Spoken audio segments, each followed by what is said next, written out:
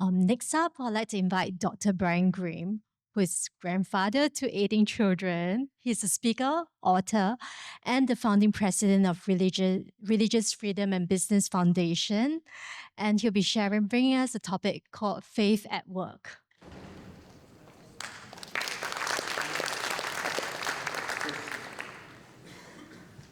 I just need to make sure the slides go forward. Oh, you don't have the slides? Oh, okay. All right. Well, then you get to hear me instead of see pictures. But I'll try to give you the picture of what you would have seen. The slides were very interesting.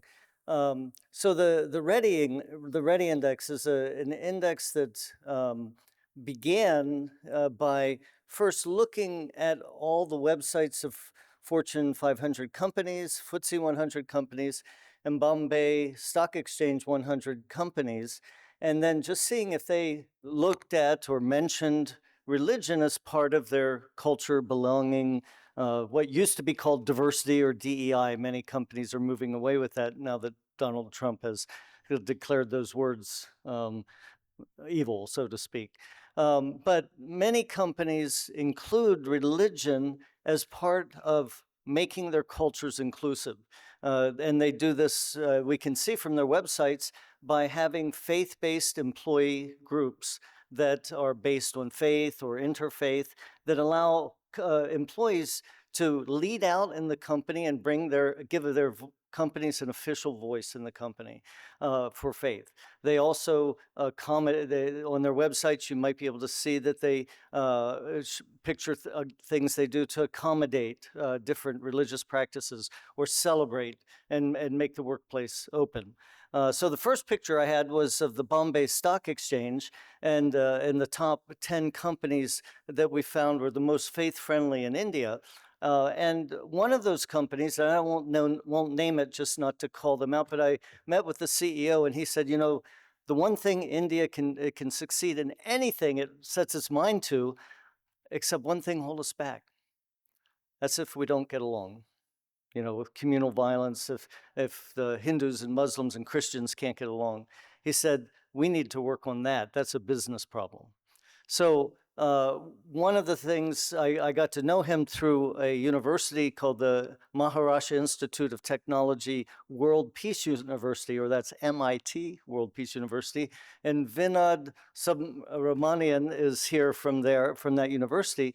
And that university then put to practice what this CEO was asking for. Give us some kind of CSR program that we can take and work with people to get them working together. So we came up with a business skills and human rights, 10 human rights, and 10 business skills that helps you put those human rights to practice.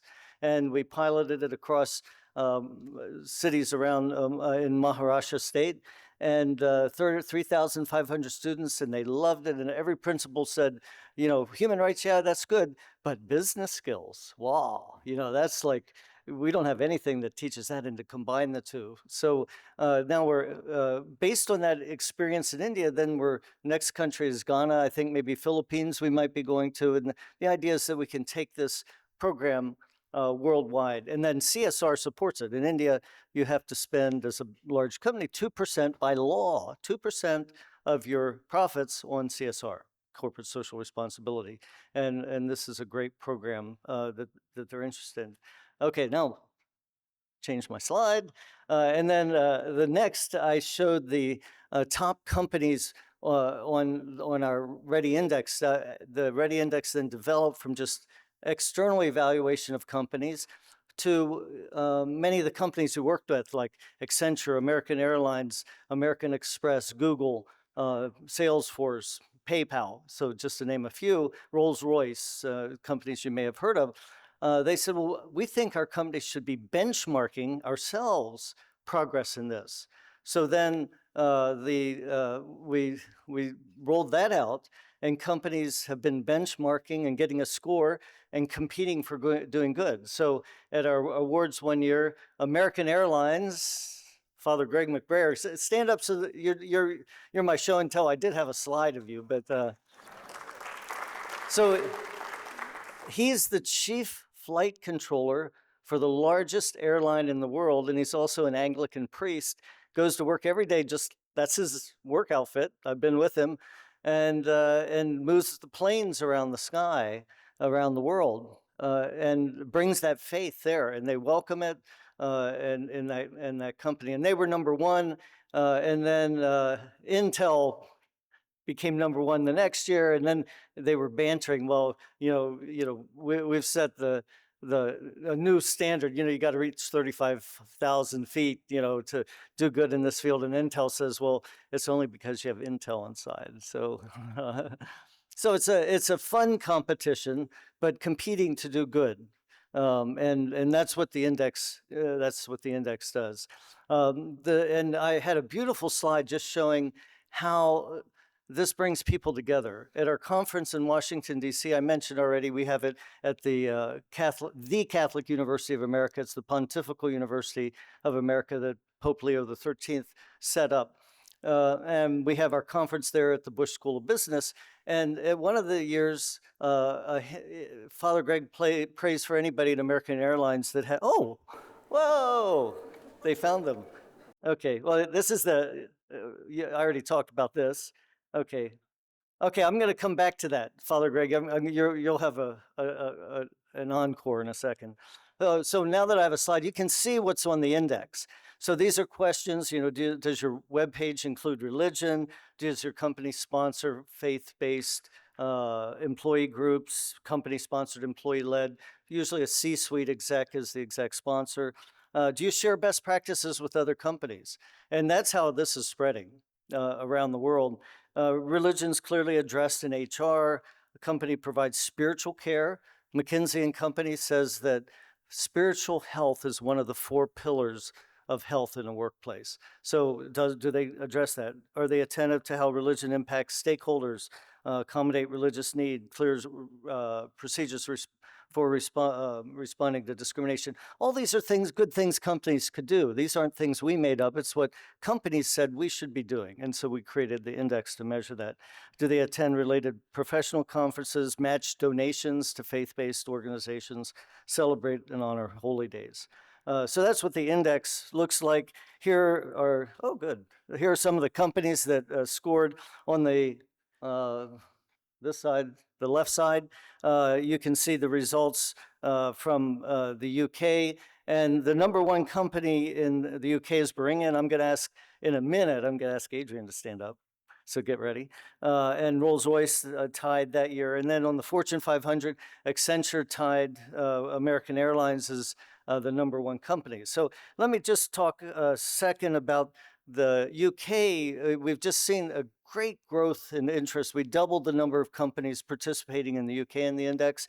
And this year, Oliver Paul, who you've heard speak already, and Adrian Betteridge, who you've also heard speak. But Oliver, in his offices at Corn Ferry, invited Johnny Reynolds, who's on this side of the screen, the left side of the screen, who's the UK Minister of Trade, who was just in the middle of trying to negotiate deals with India and dealing with Trump, but came to this breakfast to tell why faith is so important in the work he does.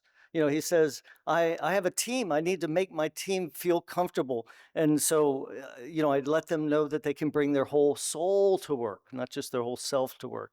And he says, I got better work out of them because I've got trade deals I've got to do 24/7, and I've got to demand a lot from my team. And when they know, that they're fully accepted, they really work a lot better. So this was, with Adrian, if you want to just stand up, people have seen you, but so Adrian leads the most faith-friendly company in the United Kingdom, one of the most faith-friendly companies in the world. And, having this conversation with senior leaders about why this matters, not as a nice measure, but it matters to business. And Adrian you've already heard him, has a whole program on the economics of kindness. And then in the US, we released our index this year, and I just wanted to show this picture. And it's the reprise of Father Greg, and this will be the last thing I share. Of course, I could share so many stories. There's just so much good happening. But Father Greg, on somebody's birthday at American Airlines, just likes to, would you like me to pray for you? Would you like me to give you a blessing for your birthday? And nobody said no, right? in all the years. Everybody loves to, be recognized, have somebody pray for them and recognize them on their birthday. And Sanaya Hiremath, originally from India, we were having our big conference. This is Catholic University, and he said, could I pray for you? And she said yes. And somebody just snapped this picture, and we had some other American Airlines folks there. And it wasn't staged; they just got it. And then right after this picture, she came in the banquet hall, and I walked up to her because I needed somebody to say the interfaith prayer at dinner. And she said, and I said, Sanaya, would you say the prayer? And she said, I've never prayed before in my life in public, but yes. And then the story is that as she came up on stage to pray, she said it was that prayer from Father Greg that really gave me that energy to come up on stage and say a prayer that I've never done.